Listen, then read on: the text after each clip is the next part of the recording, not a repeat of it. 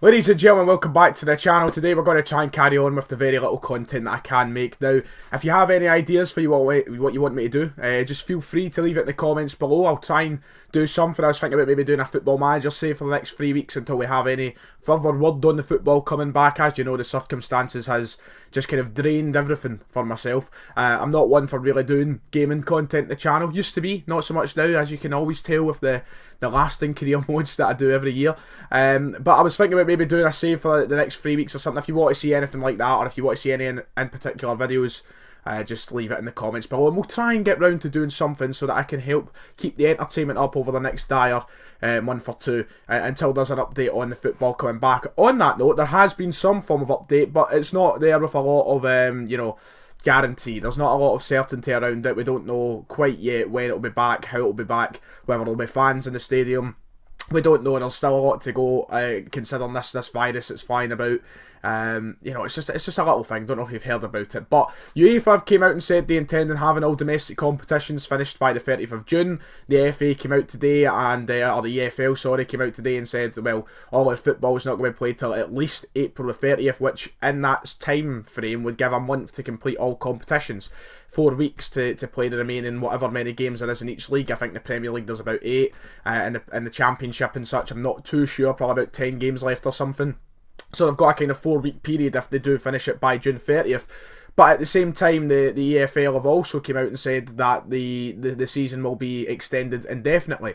So they're intending on finishing the season, they just don't know what time. They don't have a date. It could be any time. If they said indefinitely, that could mean, November, for all we know. There's still a lot to come out. The SFA haven't really commented. Obviously, Hearts coming out yesterday and making a bold statement saying that they want players and staff and all full-time workers at the club to take a 50% wage cut. Teams have voiced their concern over financial turmoil, which could see them, really struggle over the next few months. It's a very unsure time for every club, and not just Celtic. Celtic are lucky enough to be in a financial position where we will go through and we will lose money like everyone else, but we'll be fine. It's not going to be detrimental to the club's existence or anything. So hopefully things get sorted sooner rather than later, so that clubs do go on forward in a healthy financial situation, and we don't see anyone struggle or go near any sort of financial jeopardy that could risk their existence. Hopefully that doesn't happen. But today, what we're here to talk about, as you can tell on the title of the video, is what happens with the players whose contracts expire before June 30th. We don't know when the Scottish football will be back. We don't know when the league campaign will be finished. We don't know if we'll see a Scottish Cup final anytime soon, or Scottish Cup semi-final even. We don't know where things are going to go.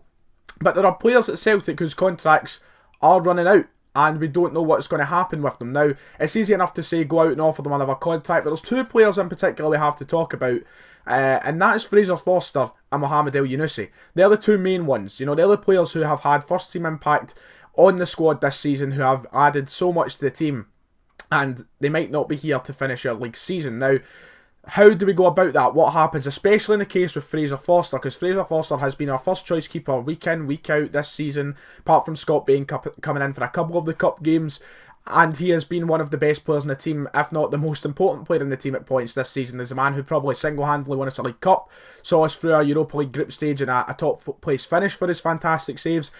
To lose him before the season ends, not for him not to be here to celebrate a potential 9 in a row, to be here for a massive Scottish Cup semi-final, perhaps final, which could see a quadruple treble, would be devastating, not just for him and his career, because he's done so much this season to deserve that opportunity to be here, but for us, because, we know how important he can be, we know the saves he makes, we know the quality he brings to the squad.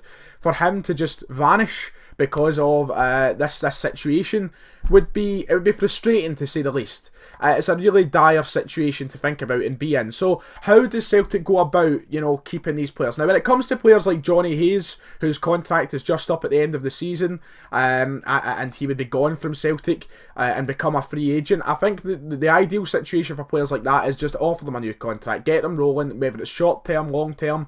I think there should be some sort of situation where the FA, or the SFA, sorry, or UEFA and that come out and say, look, Because of this, we're allowing clubs to sign players to contracts on a much shorter deal. It doesn't have to be a full year, just until these seasons finish. Because I know there's a lot of tight rules and restrictions in top leagues and how contracts work and how they have to have certain lengths. And, you know, there's all these fine, you know, small print details that we don't really know about that come into play. I think it's easy enough to say with those players, but what is going to happen with the loan players? Because it's not like when they're up, if the transfer window and stuff is just being chopped and changed around to suit the new season layout whenever this one finishes and a new one starts, then we can't exactly just say, oh, we're keeping Fraser Forster until this season's done. So how is that going to work? How are we going to keep our hands on Fraser Forster and Mohamed El Younousi for the end of this season? Now, in an ideal world, I think it would be very suitable for the football legislations to change in this situation. I know it's a very pie-in-the-sky thing, but you've got to hope that something does come out and they say, look, right, loan deals... I mean, it's hard because there's finances that come into it as well. Obviously, we're paying money towards these players. We pay towards some of their wages, and there's a lot of things that have to be settled and agreed between two clubs. But the fact of the matter is this, like Fraser Forster and Mohamed El Younousi, if their loans end with Celtic to go back to Southampton, they can't play the rest of the season at Southampton anyway. They're not registered players. So if they go back to Southampton, they're just going to be dead wood. They're just going to be sitting on the side, not being able to even sit on the bench. You know, they're just going to be watching from the stands and be part of nothing. I think there should be a place now for the authorities in football to come out and say loan deals are allowed to go on until the end of the season, depending on if clubs can strike a deal. Now, this affects smaller clubs far more than what affects Celtic. Look, we have got quality to stand in for these players to see us through the rest of this season. We've still got Scott Bain and Craig Gordon at the club who can come in and do a decent enough job in between the sticks, and we've got other wingers at the club. We've got Marion Schwer, we've got James Forrest, we've got Karamoko Dembele who can even come in. I'm forgetting the other. We've got Christie and such who can play on the wings as well. Forgetting the other left wingers that we actually have. We've got Mikey Johnson who should be coming back. We still have players around, in and around the club that can do a job for us to see us through the rest of this season. But I would feel so hard done by if these players are just taken away from us because of a pandemic that no one has any control over. I mean, to the highest level, not even the leaders of world nations have control over this, never mind football clubs and players themselves. So I think there should be a place in football, an authority in football that come out and say loan deals are allowed to continue on until this season ends, whether it would be this month, next month, or, you know, November. You know, I think there's got to be something sorted so that clubs can finish off the season and a consistent team that has been with them the entire season throughout. On that note, yes, smaller clubs might not be able to afford that. The reason is, they sign up players on loan for a 1 year thing because they can afford it for 1 year, and they can only keep it going for 1 year. But maybe there is some sort of exemption that comes in. It's all very hypothetical. But will we keep Fraser Forster and El Younousi past June the 30th? We don't know. It's very unsure. The ideal scenario is this. The ideal scenario is, yes, our football does finish by June the 30th. All domestic competitions are done because that's when the loan deals are up till. So that means they would be here. But if we're looking at football past June the 30th, what does happen? How do we sort it? And what do we do? Now, I think we've got to, the players whose contracts are running out this year, the likes of Johnny Hayes, I think we should just sign him up for another year. Just, if we see, I think Johnny Hayes has got a future at the club anyway. I think what he adds to the team in his position right now as that kind of fringe backup player, he can keep that role going on through next year. I think he's a good player to have around, a good attitude, a good worker. I think we should extend the contract of him and maybe the others whose contracts are running out. But Forster and El Younousi, it is a much more difficult situation. As I said, if the football's done by June 30th, then we won't need to worry about it. But right now, we're in a very unsure position. It's a shame for the likes of Forster, especially him, because he's someone who's shown at Celtic this year that we can, hopefully get him again next year if the fees are right. It would take a wage cut for Forster to come here.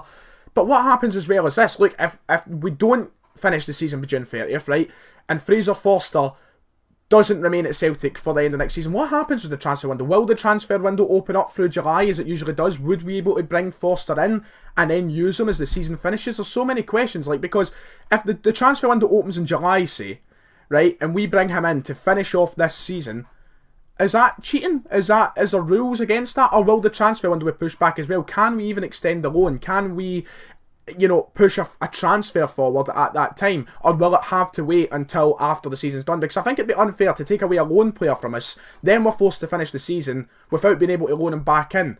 because the transfer window won't open till after the season. It's such a blur. We don't know what's going to happen, but hopefully we do get a scenario where we can finish the season with El Yunusi and Fraser Forster. Let me know what you think in the comments below. It's very hypothetical. It's just a situation I want to explore with the lack of content going around just now. Hopefully, we just do see the end of football, whether it's behind closed doors or not. Now, I know I came out and said in the first video we made around this situation that I wouldn't like to see football played behind closed doors, because football without the fans is nothing ultimately. But we need to get this season done. For the integrity of football, I think we've got to get to the last game, so one way or another, get everything secured in a legitimate manner so that no one has anything to moan about. Teams are going up and down fairly, and hopefully finances roll in from television companies and such to televise these games. They're talking about ending the Premier League with no fans in the stadium, but every game televised. Get that happening up here. I know Sky and BT, not so much BT, but I know Sky don't value our league anywhere near so much the English leagues, but we need something to keep these clubs going. We need a reason for fans to be watching their teams, and that is how it's going to be done. And that kind of money will help us bring these players maybe back next year, and maybe get us other signings that can make up for what has been a disastrous week or two in the world of football. We need help, and I know clubs are taking as much an impact as these broadcasters. Sky will be losing money just like football clubs, but they have got the money to step in and help. They have got the money to make transfers a reality going into next season, instead of clubs losing out on players who are valuable to them, such as Fraser Forster, such as El Yunusi, and all round the league. There's players like Hibs have got Greg Docherty on loan. There's clubs everywhere, you know, even players on loan from Celtic to other clubs. Tony Ralston at St Johnstone. It's a big... It's detrimental, the whole, you know, it kind of echoes round. It's a domino effect. It's not just one team in particular who's affected. But for Celtic, I really do want Forster and El Yunusi to be claiming their medals, there for 9 in a row, perhaps there for a potential quadruple treble. It would be disastrous for them not to be there. I would feel so hard done by as a fan. I'd feel terrible for them and missing out on it. But let me know your opinions in the comments below. As I said, everything's hypothetical. I can't come on here with the answers, but hopefully the authorities have an answer sometime soon on what will happen with stuff like that. I think right now they're banking on this season finishing in June 30th, which means we wouldn't have to worry about it, but we'll wait and see. We've just got to hope everything gets better and this virus kind of disappears, but who knows how it will go. Who knows if we're going to lockdown or whatever. Hopefully it all sorts out soon. Stay safe, like and subscribe as always, and I'll see you all next time.